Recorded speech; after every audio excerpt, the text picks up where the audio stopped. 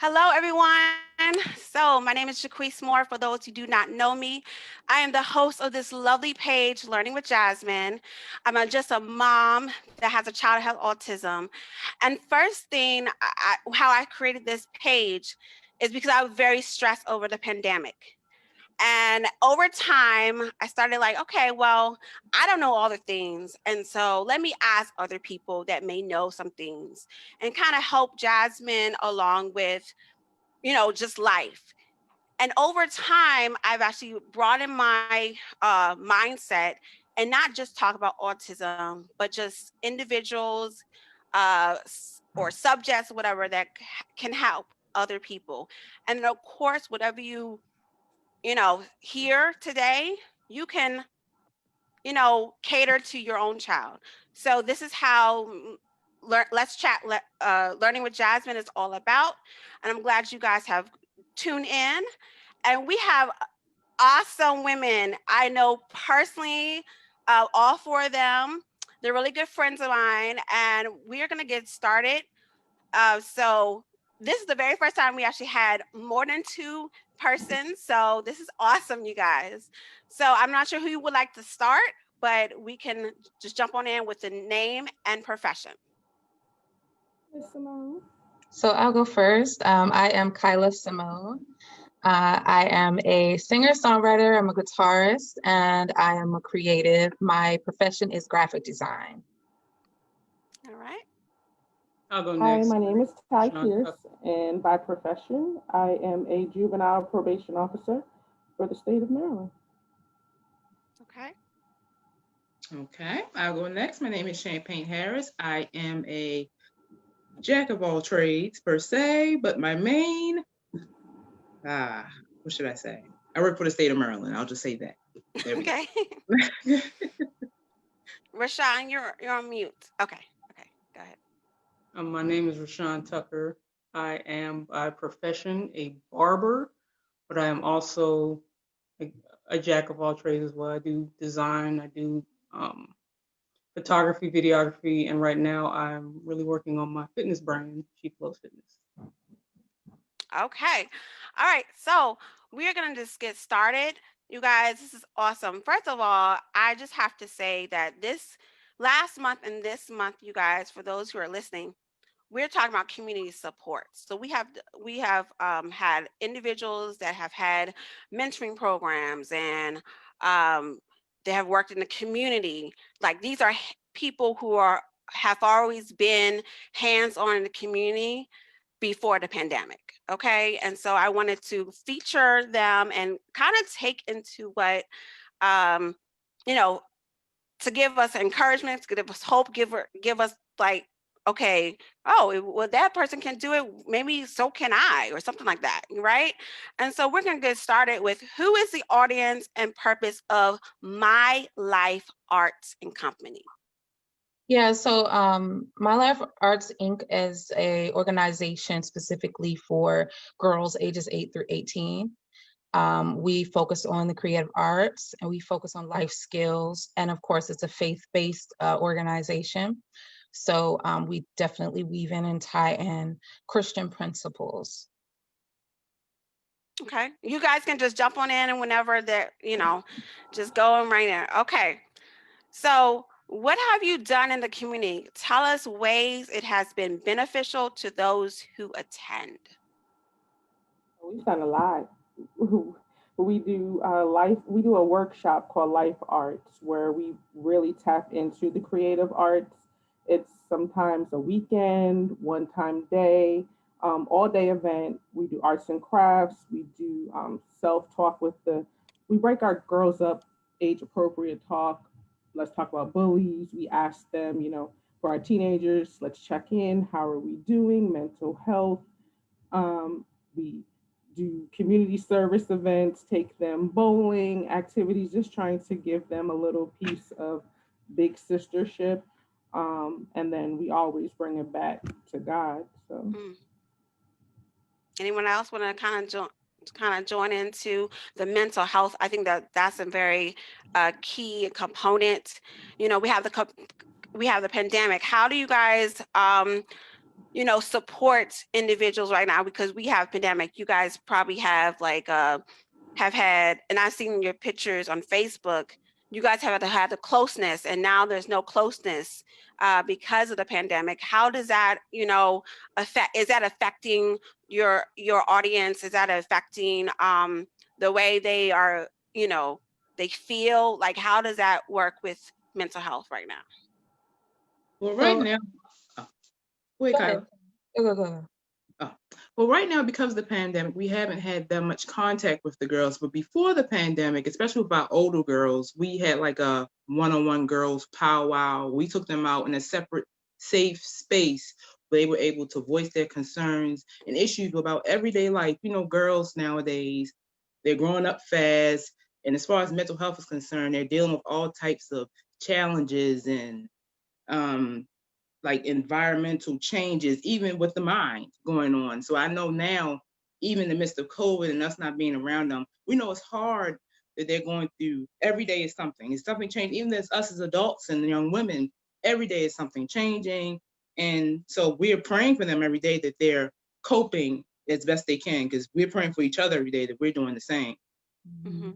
And I've talked to a few of the girls during this time as well. Some of them are going through, their families are going through hard times. I also participate in the youth squad at the church, at Fellowship Baptist Church, which is actually the church that started Virtuous Girls, which was a mentoring program that we were doing. We've been doing it since 2010. Mm-hmm. And they still have, their youth services and stuff, but we're actually, us and me and the ladies were planning to start doing the Virtuous Girls types of mentoring, but having to do it online. So we've had to kind of pivot and sort of reformulate, because we had this whole plan, what we were going to do, but we're having to reshift and sort of figure out, okay, how are we going to like do this safely, and how are we going to do this online? Which I think is something that everyone is trying to figure out at this point. Right. Okay. All right. So, name areas in which the community needs support. Yeah, I know you were just talking about all the things, but when it comes down to community support, what does that look like to you? What does that mean to you? And then how can you um, help guide our listeners? Um, for me, I think that it just looks like practical help. I think that when you see a need, you meet it. If you're able to meet it, then you meet it, For us with mentoring, if we see a need within, some of the children or their families, then I think that, it's definitely up to us to, try to do what we can or solicit, help from other places that we know can help. So I think that outreach, yes, can also look like, an organized group going and feeding the homeless and doing this and doing that. But also it's an individual thing of you just kind of looking for opportunities to say, hey, if you need anything, just let me know, and just helping people from a practical standpoint within your own means. Okay. Go ahead. I agree. I think also I kind of have a weird dynamic with working with the community, both professionally as well as personally. Um, the community needs compassion and they need patience. And it's kind of like taking it back to the old days where we helped one another. Right. Just being there as a listening ear does wonders. Um, Talking on the phone, sending a card, writing a letter, things of that nature. I know the kids really, because they're home now more, they are having to learn everyday skills that we learned when we were younger. Mhm. So taking that time for me, I spent a lot of time professionally talking to the kids, breaking down the basic things of washing the dishes, having a routine, just being that connecting, being there, Mhm. has, I think, kind of helped a lot, especially dealing with COVID and having to be virtual. Okay, so you talk about life skills. Like, what would be the life skills that you're referring to? Uh, washing dishes, taking out the trash, making your But like, bed. is that when I talk, I know you just said that, but just to emphasize more what that is, because there's so many other things like as far as like academic. Are you talk about academic? Do you talk about relationships? Do you talk about you know because these are girls who are going to be becoming women. So like Right. those are the things, that's still life skills itself. That's something, the Absolutely. relationships and how to talk to people. And Absolutely. And we definitely, when we talk to the girls, when we were face to face and mhm, virtual, we kind of give them a bold answer, but be respectful. A lot of these girls are really just looking for the truth. And what we find is parents are afraid to give their kids the truth because it's an uncomfortable conversation to have. So after, of course, we get permission from the parents, we do have those tough talks. Let's talk about personal hygiene. Let's talk about domestic violence. Let's talk about peer pressure. Let's talk about good friend versus bad friend. mhm, And even with our young girls, they are struggling even now with their personal image. So let's talk about our image. right. What does that look like to you and in a school setting and in a community setting? And we really embrace the natural. As you can see, the natural accentuate your positives is pretty much how we like to connect with our girls. And I think that um, they recognize the realness in us and the Mhm. genuineness in us, and they feel safe that it's a safe space to come to us, and we're able to have these conversations and expressing them through art. Everybody loves art.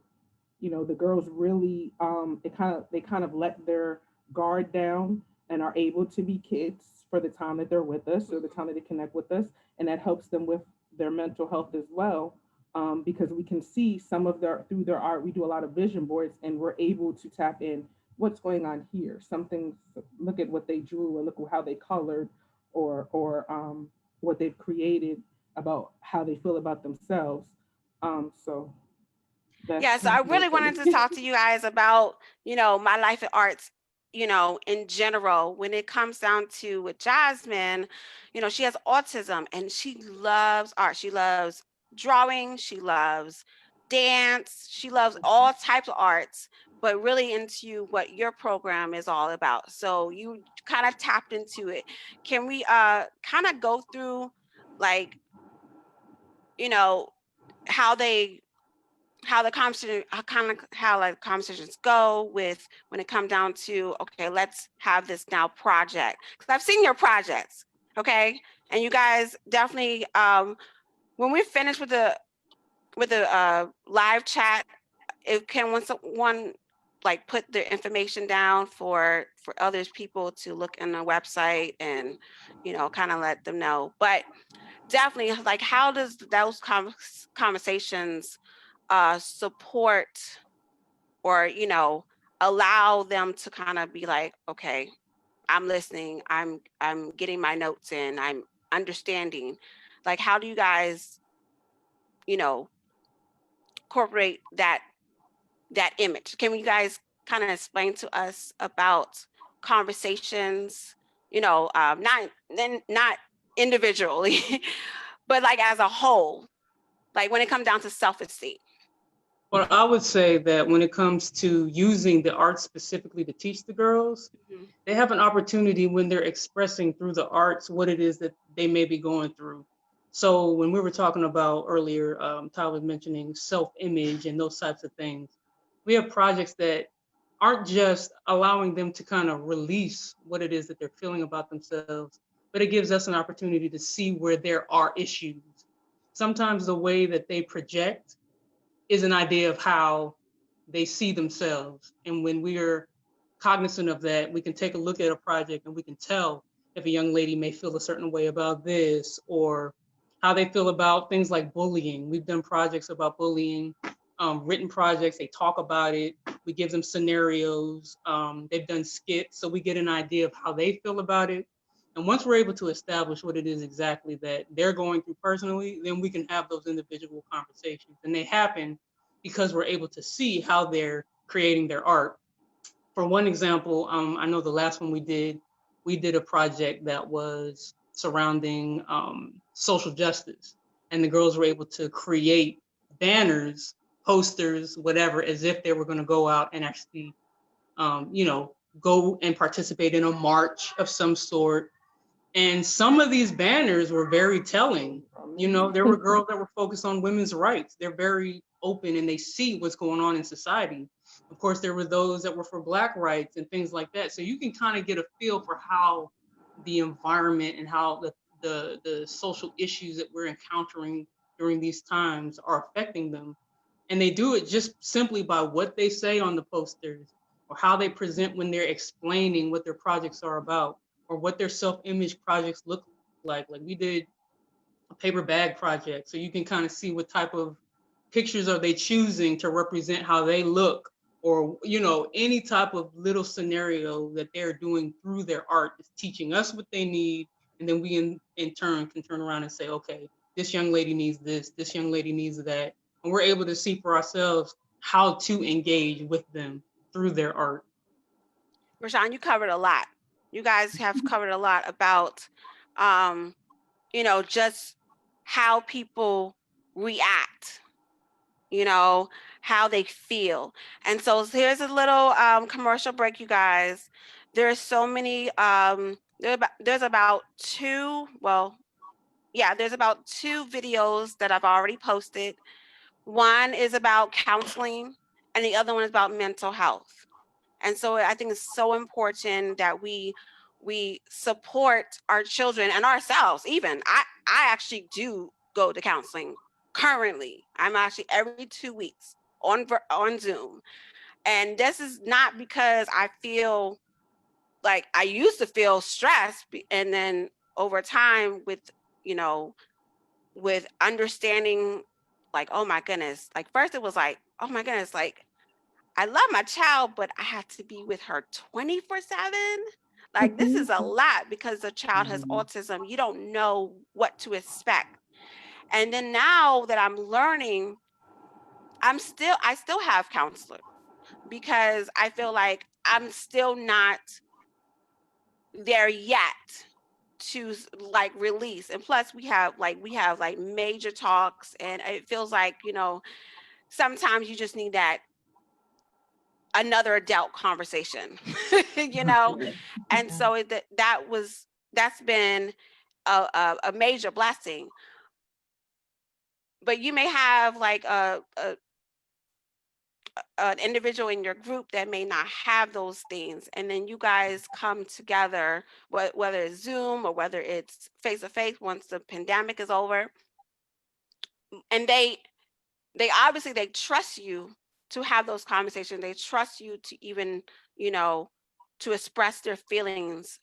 And so that's very important. And that's something that I definitely um, give props for y'all about. So what can parents do to support their children? I feel like the biggest thing is make sure that they're taking time to listen, to really truly listen to their kids without becoming defensive, without trying to correct them real quick, like give them, and I'm saying as long as they're not like they're not being disrespectful and that kind of thing, because of course that's never okay. But kids, we've learned that the kids, like, they just want to express themselves. When we have Virtuous Girls, we have the first 10 minutes of the session. We just ask the girls, okay, everybody give us your week check-in. And so everyone let us know like what happened within that time since the last time we saw them. And they just love, like, I was really surprised, but this has been like an ongoing thing that the kids love this time, to the point that they were like, aren't we supposed to do our, our check-in? So they remind us, kids want to talk, they want to share, but they have to feel safe and comfortable. So you're still the parent. I'm not saying, oh, be buddy, but give them a platform to really be able to truly express how they feel, especially our culture. I remember growing up and I would get shut down real quick. The whole, like, if you get in trouble, I give you something to cry about. And we were taught not to emote. You know what I'm saying? Mhm. That trickles over into adulthood. And so, and it just gets passed down generations. And I think it's okay if the kids are upset sometimes, if they're angry, if they need to emote, if they need to express their disappointment in something, if their feelings were even hurt by something, even if it was a parent that hurt their feelings, it's still a valid feeling Mm-hmm. of their feeling being hurt, and that should be addressed, Right. you know? So I think offering them that time to really express themselves is really, really important. Mm-hmm. Anyone else would like to jump on in? I would also say check in with your kids. You as a parent within this age. Now I have a boy, but knowing who your friends' are, who Mm-hmm. your kids' friends are, Mm-hmm. being that parent where you're um, allowing your home can be the safe space if need be, if you don't want your child to go out, but kind of understanding who are your kids around, That's so who important. is their big support system, because that also makes a difference in a lot of the decisions that they make. So I just think that being there, being present, um, being open, and understanding that these kids are living in a once in a lifetime crazy type of ordeal. So their emotions are all over the place. Mm-hmm. They don't know how to cope. So having empathy for them and patience. And the other thing I would say is it's okay to seek help outside. Mhm. It's okay to tap into your community. um, Me personally coming from Montgomery County, I know Montgomery County has a lot of resources. A lot. So asking somebody to ask somebody, it's time that we um, kind of put our pride aside and get that help that we need, because how will we know if we don't ask? Mm-hmm. And how are we expecting our children to do if we don't have, that confidence to do it ourselves? So I just think that, taking our time, being patient, being that listening ear, and being aware would be a huge difference. You know, I for those who didn't see my post, it was like I think it was like Thursday or Friday, and I posted about, I it was time for Jasmine to do her reading assignment, and she didn't want to do it. The four functions of behavior, and one of them is escape. So she was trying to escape. So she was underneath her she has a bed that is high rise so that she can go underneath and play, and she was escaping. And instead of before, come on, Jasmine, come on, Jasmine, come on, Jasmine, I just played the video. And the video was the teacher reading the story. And so I was expecting her, because I'm an old school teacher, you have to sit in the chair type of thing. And I was like, you know what? What's the harm of her sitting on the floor? She's already on the floor. I have to position myself to cater to her, not for her to cater to me. And I think that's very so important. Sometimes as parents too, we want things based upon how we were raised. But sometimes we have to get out of our comfort zone and Mhm. allow them to feel comfortable ourselves. So even the approach was like, I don't want to do this. And you guys, you can scroll down my page. There's a picture. She didn't even see me. She was literally right next to me on the floor, because I positioned myself on the floor. And she was doing her reading.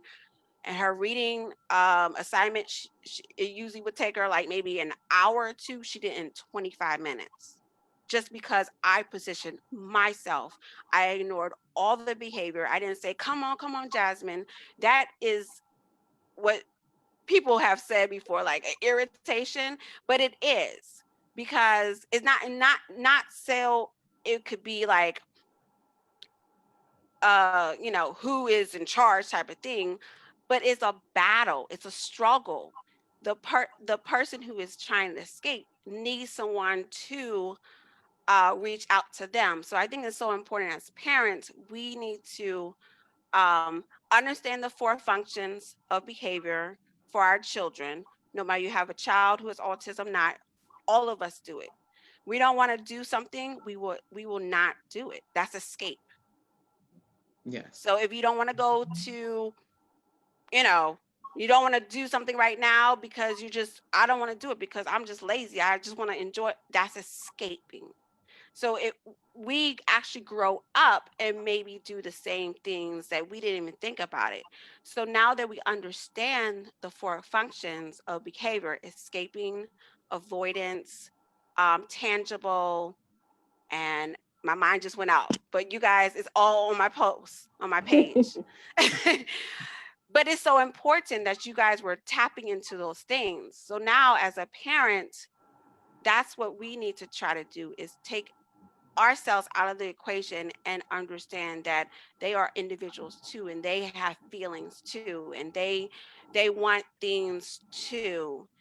And it's not about, who's right, who is wrong, but how that sometimes can affect the mental health. That can actually damage the possibility of shutting down. They can shut down. They can have all these arguments, and you're like, what did I do? It's probably because they're trying to tell you something and you're still in your comfort zone. So that's something that I had to like really realize. Right, and that's where we as mentors come in, um, because we definitely have had those situations where we may have had to have an uncomfortable conversation with the parent, and kind of help bridge that gap, Hmm. to get the parent and the child talking.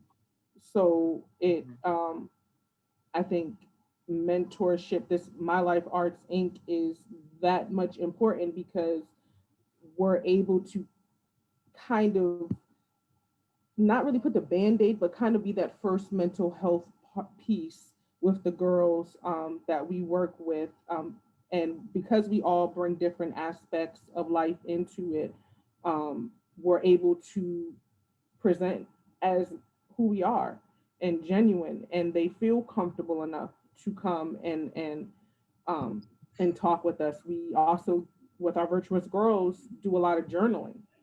We'll ask them a question and have them answer it, and then they're comfortable enough to talk in front of their friends. Hmm.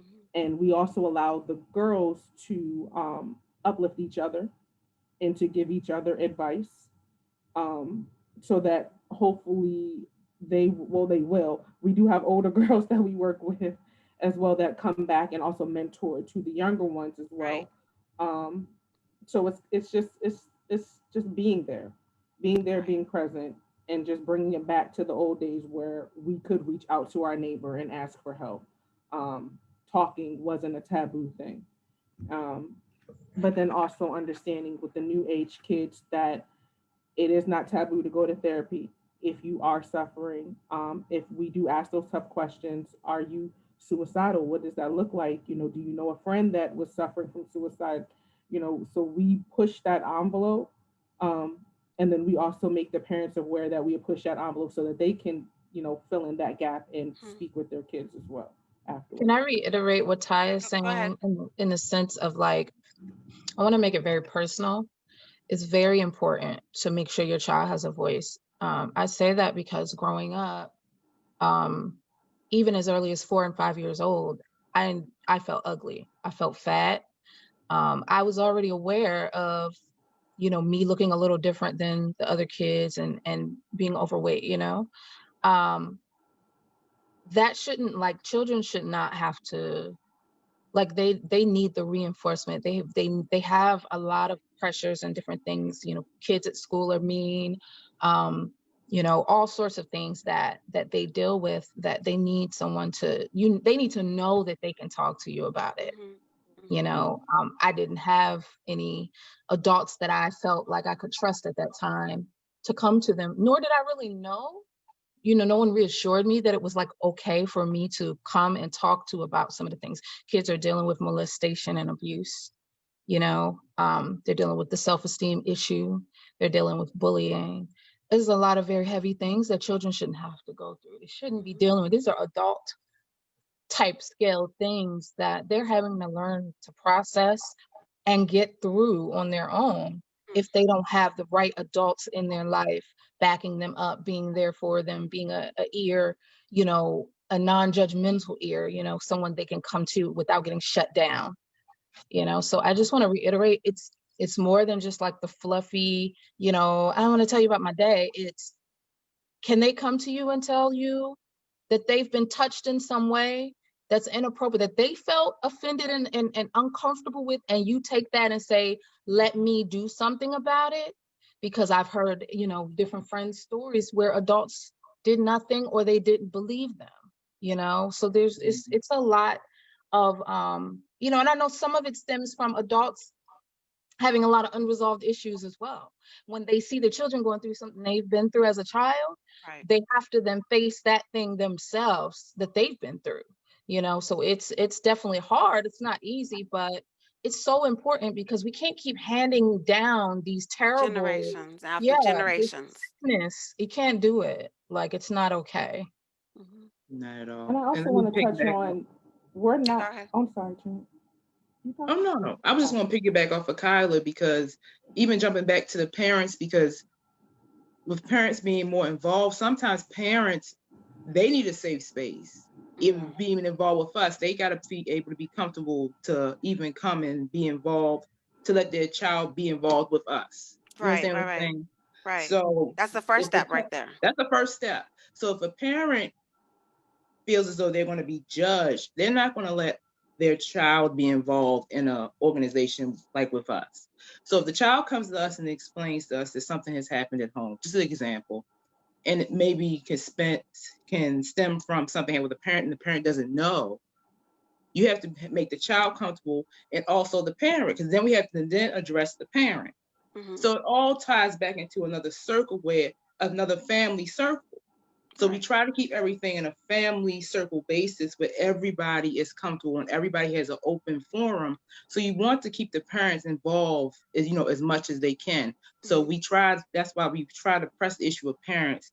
And that's another reason why you want to also keep the line of communication open between parents. And sometimes, it tends to be harder because parents just want to have their girls in and want like us to do everything. You know Especially what the I mean? teenagers. They just want I'm to gonna put drop it them Right. this off and way: they go. want a free babysitting service, and they drop their kids off. I And didn't want to say that, but But I'm that's the gonna be truth, maybe. I'm gonna I don't know. That's what it is. It is what it is. And it's okay. It's understandable. Being a parent, I'm not a parent. So, but I know from watching y'all that being a parent is hard. And I'm sure Hard, they will man. agree, yeah. you know? But the It parents don't want to be judged So, either, and we understand that too. Oh, but trust we're good though. We trust me shopping. though. Trust Yeah. me, for real, for real. I have someone who I'm like, okay, yeah, when I'm wherever I am, I'm like, okay, yeah, okay, if I do something, can I actually escape? If I have to do something. So like I understand it is sometimes a free babysitting moment, like especially when we had no pandemic. Oh my goodness, that was awesome. Like I could just be like, all right. But it is what it is. But and yet and still what you made a point about, you know, is it's actually I think that could be a thin line with the escape part. Hmm. Like, Oh okay, yeah, with the um, person, yeah. maybe you guys can talk about the issue Yeah. and not me. But we also make sure that we include the parents. Now they may Yeah. drop them off, but we at least see their face when they pick them up. Mhm. Or Mhm. we'll have, or Kyler's favors for having that phone call with them, or we'll pass it on to the higher up that be. But Right. we definitely want to make sure that we connect with the parents so that they're aware and they can follow up. I also wanted to point on that we bring in specialists that Hmm. come in that are professionals Mhm. to talk about those tough subjects because we all are not Yeah, certified that's good. in That's all good. of the areas, but we definitely those tough subjects we bring people in that are certified. Awesome. yeah. Okay, so you guys, this was a lot, and there's a lot. Like I said, there's some videos already that we have had. Let's chat. There's been journaling, you were talking about journaling. One person was talking about journaling. There was a person that was doing a video about journaling, all about journaling, how it's, it's good for the soul to express things and, not to act upon, in a negative way, but to write things down. There's also the one about school counseling. And actually, my school counselor presenter was actually my mom. And so she was actually talking about the pandemic and how mental health right now, this is something that you guys have addressed, that children are being affected. So it is so important, you guys, and I think Kyla mentioned it, about the media. It is so important as parents to be careful of what and when and how you guys talk about the media, because actually could possibly affect the the individual, the child. And so we have all walks of life, what things are happening in this world. Can you guys give the parents hope, an encouraging word? Don't give up. And keep pushing. You went through how many hours of labor? How many dollars are you spending on your children? Are you investing in your children? Don't give up. But if you do need help, it is okay, a safe space to come to My Life Arts Inc. and ask us any questions. We're here. I want to say that that you're doing a lot more good in your children's life than you think that than you think. Because sometimes, I think that we can maybe as people feel like when we're trying to do an effort, so in this case it would be raising your children, maybe some things you feel like pass over your children's head, or you feel like are not impacting them the way that you think, or want it to. But I would say, even with doing Virtuous Girls and doing life arts, we've had moments where we felt like, man, where we had low participation, or we had, it just seemed like, or some of the kids, were kind of getting involved in things that, we just want to be like, no. But working now, seeing some of the girls who are in college, who were about 11 years old when they started our program, it's just been beautiful to see how they've grown and how they talk about how, what we have done helped them in some way or shaped, some aspect of their life. And we didn't really know. So sometimes some of the fruit that the seeds that you're planting in your children, you may not see it immediately. You will have to go through some rough patches, but understand that as they get older, it's gonna all what's the scripture, Jaquise? I know you know it. That talks about how what is it? It's something like where God, the gist is that when you invest in your children, train up a child in the way they should go. Okay. Yeah. I was like, what? Train up a child in the way they should go, and when they are old, they will not depart from it. Mm-hmm. I believe it's true. I really do. I think that when you plant good seed, it will come into. Sure will. It will. It may be way later in life. Who knows? But God is going to honor your effort. So take it a little easy on yourself and give yourself some credit where credit is due. You're doing a great job, and just keep on that path of just doing your best to guide your child in the way of the Lord, and guide them into good things and positive things and helpful things, and support them and all of it, and discipline them, because that's part of it too, right, Tai? Yes. I'm not afraid. Okay, this is a safe place. Safe place. Champagne, you want to give them an encouraging word? Just keep doing what you're doing. I mean, everyone makes mistakes. Parents make mistakes. You grow through them, and just parent the best way that you can. I know people don't want to make the mistakes of their parents if they made those. Just parent the best way you can. We're all living and growing, no matter what age you are, and just live life the best ways you can. Things will work out with everyone. I agree, you guys. And so this is at the close, you guys. I hope that you guys have been taking your notes. You guys can always go back, share the link, share the copy, whatever it is, okay? it is so important to connect in the community. And I signed Jasmine up for a mentoring program uh, myself, so for her. So it's so important to always connect with community.